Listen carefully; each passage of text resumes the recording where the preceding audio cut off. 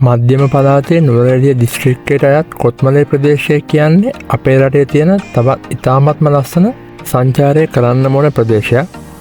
ඒ වගේම තමයි මේ කොත්මලේ ප්‍රදේශයට ඓතිහාසික වටිනාකමකුත් තියෙනවා. ඒ තමයි අපේ රටේ එක්සේසත් කරපු දුටුගැමුණු රජතුමා තමන්ගේ තරුණ කාලයේදී, ඒ කියන්නේ කුමාර අවධියේදී තමන්ගේ පිය රජතුමා වෙන කාවන්තිස්ස රජතුමාත් සමග අමනාප වෙලා රජකම අත්හැරලා මාලිගාවෙන් පලා ඇවිල්ලා හැංගිලා හිටියා කියන්නේ මෙන්න මේ කොත්මලේ ප්‍රදේශයේ. මෙන්න මේ ගැමුණු කුමාරයා හා සම්බන්ධ ස්ථාන ගොඩක් අදටත් මේ කොත්මලේ ප්‍රදේශයේ දකින්න හම්බෙන හින්දා ගොඩ දෙනෙක් මේ ප්‍රදේශයේ සංචාරය කරන්න කැමැත්තක් දක්වනවා. අද මම ඔයාලට කියන්න යන්නේ ඔයාලා මේ කොත්මලේ ප්‍රදේශයේ සංචාරය කරනවා නම් අනිවාර්යයෙන්ම බලන්න ඕන ස්ථාන 12ක් පිළිබඳව. මේ වීඩියෝ එක හොඳයි නම් ලයික් එකක් දාලා අපිව සබ්ස්ක්‍රයිබ් කරලා යන්න. අපි යන් වීඩියෝ එකට. අංක 1 කොත්මලේ ජලාශය. රුපියල් මිලියන 13000ක වියදමින් 1979 දී මහවැලි ව්‍යාපෘතිය යටතේ තමයි මේ කොත්මලේ ජලාශය ඉදි කරලා තියෙන්නේ. මේ ජලාශයේ ජල ධාරිතාවය අක්කර අඩි 1,43,000ක් පමණ වෙනවා. ඒ වගේම තමයි මේ වේල්ලේ දිග මීටර් 600ක් වගේම උස මීටර් 87ක් වෙනවා. මේ වේල්ල සම්පූර්ණයෙන්ම නිර්මාණය කරලා තියෙන්නේ කොන්ක්‍රීට් වලින් සහ කළු ගල් වලින්. මේ වේල්ල හරහා ඔයාලට වාහනයක යන්න පුළුවන්. නමුත් මේ වේල්ල උඩ වාහන නවත්තන්න තහනම්. ඒ හින්දා ඔයාලා වාහනේ පාරේ නවත්තලා මේ වේල්ලට පයින් ගියොත් එහෙම මේ අවට වටපිටාවේ ලස්සන ඉතාමත්ම හොඳට ඔයාලට බලා ගන්න පුළුවන්. අංක 2 කොත්මලේ වේල්ල කෞතුකාගාරය සහ නැරඹුම් ස්ථානය. කොත්මලේ ජලාශයේ වේල්ල ළඟ ඉඳන් කිලෝමීටර පමණ දුරින් තමයි මේ ස්ථානය පිහිටලා තියෙන්නේ.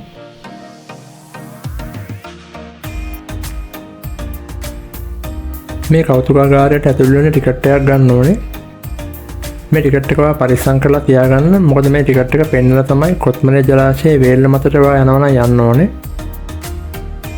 මේ කෞතුකාගාරයට ගියාම ඔයාලට මේ කොත්මලේ ජලාශයේ සම්පූර්ණ විස්තරය බලා ගන්න පුළුවන්. ඒ වගේම තමයි මේ නැරඹුම් ස්ථානයේ ඉඳන් ඔයාලට මේ කොත්මලේ ජලාශයේ ලස්සන view එකක් බලා ගන්නත් පුළුවන්. අංක 3 කඩදොර විහාරය. මේ කොත්මලේ ජලාශය හින්දා ගම්මාන 57ක්, තේවතු 14ක් සහ පුරාණ විහාරස්ථාන 18ක් ඇතුළු සිද්ධස්ථාන 54ක් ජලයෙන් යට වුණා කියලා සඳහන් කරලා තියෙනවා.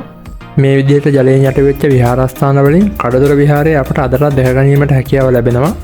මේ විහාරස්ථානයේ ජලයෙන් යට වෙලා තියෙන හින්දා පායන කාලයක આવොත් විතරයි ඔයාලට මේ විහාරස්ථානය බලා ගන්න හැකියාව ලැබෙන්නේ. අංක 4 දෙහෙදු කඩුල්ල. කොත්මලේ ඩෑම් එක ළඟ ඉඳන් කිලෝමීටර් 1.5ක් පමණ දුරින් තමයි මේ ස්ථානය පිහිටලා තියෙන්නේ. රජමාලිගාවෙන් පලා ආපු ගැමුණු කුමාරයා මෙන්න මේ දෙහෙදු කඩුල්ල හරහා තමයි කොත්මලේට ඇතුළු වුණා කියලා සඳහන් වෙන්නේ.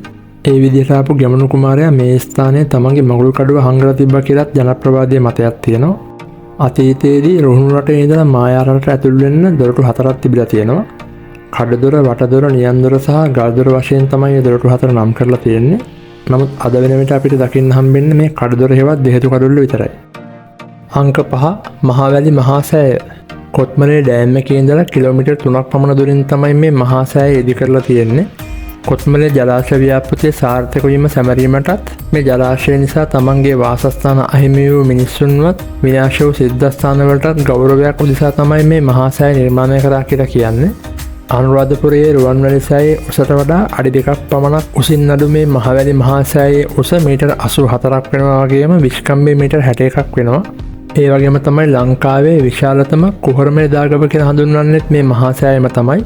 ඔයාලට දැක්කම පේනවා ඇති මේ දාගැබ ඇතුලේ සම්පූර්ණම කුහරයක් තියෙන්නේ. මේ කුහරය ඇතුලේ තවත් යම් මට්ටමක විශාල දාගැබකුත් නිර්මාණය කරලා තියෙනවා. අංක 6 පීකොක් හිල්. කොත්මලේ ඩෑම් එක ළඟ ඉඳන් කිලෝමීටර් 9ක් පමණ වාහනයක ගිහිල්ලා එතන ඉඳලා පැය භාගයක් පැයක පමණ හයික් එකක් ගියාට පස්සේ ඔයාලට මේ ස්ථානයට ළඟා වෙන්න පුළුවන්. මේ පීකොක් හිල් වලට යන ලේසිම පාර කියලා කියන්නේ මං කලින් කියපු කොත්මලේ සෑය ගාවෙන් උඩට තියෙන පාර. මේ පාරේ යම් දුරක් ගියාට පස්සේ පාර සෑහෙන්න අබලන්. ඒ හින්දා ඔයාලා බයික් එක, 4 wheel වාහනයක එහෙම නැත්නම් උස වාහනයක වගේ යනවා නම් ඔයාලට කන්ද මුදුනටම යන්න පුළුවන්. නමුත් ඔයා කාර් එක වගේ යනවා නම් මේ ගමන යන්න ටිකක් විතර අමාරුයි. ඔයා ෆයිනස් කැලයක් මැද්දෙන් මේ කන්ද මුදුනටම ගියාම ඔයාලට මේ වටේම තියෙන view එක ලස්සනට බලා ගන්න පුළුවන්. ඒ හින්දා මේ කොත්මලේ ගමනේ ඔයා අනිවාර්යයෙන්ම යන්න ඕන ස්ථානයක් තමයි මේ පීකොක් හිල් කියලා කියන්නේ. අංක 7 රණමුණේ පීල්ල සහ වෙල්යාය.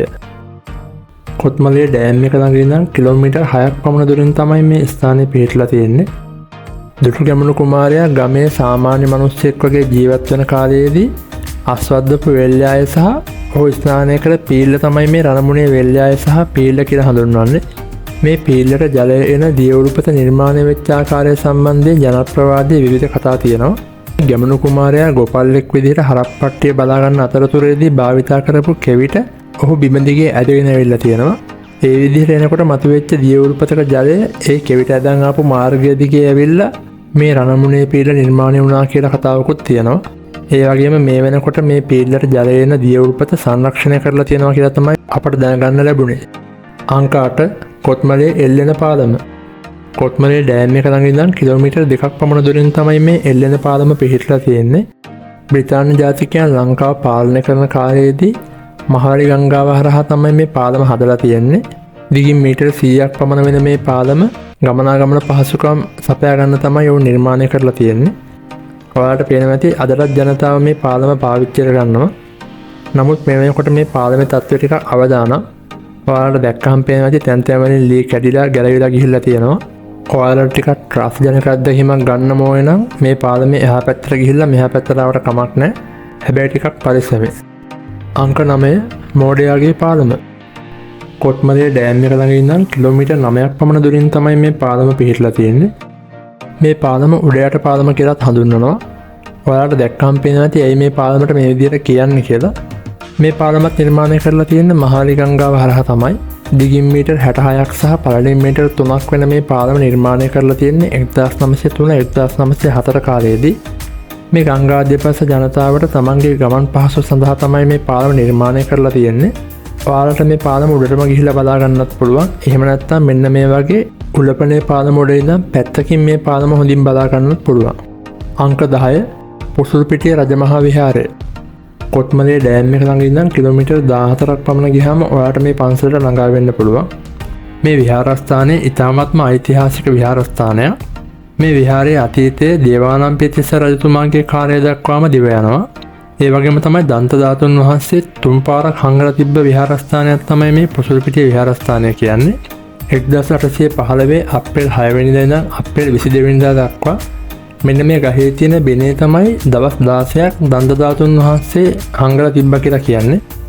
ඒ වගේම තමයි දුටුගැමුණු කුමාරයා කොත්මලේ සැඟවිලා ඉන්නකොට බණ අහන්න ආපු පන්සල මේ පුසුල්පිටිය විහාරය කියලා මතයක් තියෙනවා.